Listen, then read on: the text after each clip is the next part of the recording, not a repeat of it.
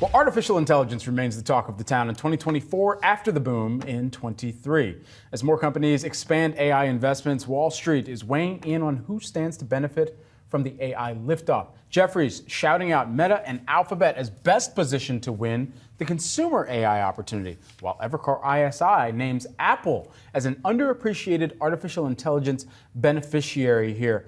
Just a larger question of what artificial intelligence and generative AI consumers will flock into, and who within not just the software space, but also the hardware space. It's true, because when you think of perhaps adding generative AI on as something to add on that you don't already have, versus the note that we saw from Evercore ISI analyst Amit Daryani saying that the company is an underappreciated AI beneficiary, but then really ties it to Siri. So something that you have, millions of people who already have these phones in their pockets already use Siri. So really a natural evolution there versus having to add ChatGPT onto something else that you're perhaps not familiar with. Right. They said that, and in this Jefferies note, it was interesting. 89% of full-time office workers in the U.S.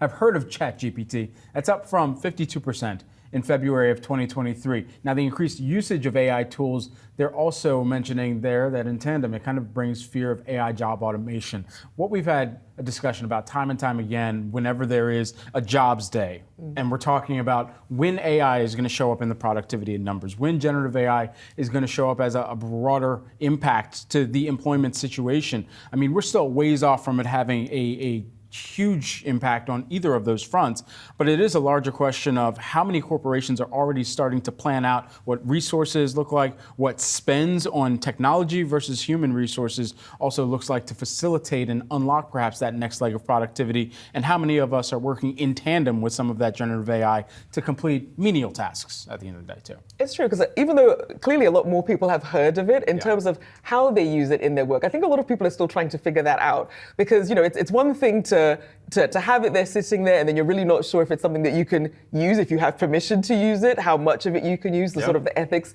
around it. So I think perhaps if there was a bit more clarity in how people could use it, and even how useful they find it, because usually it's creatives, or it's for some of these menial tasks.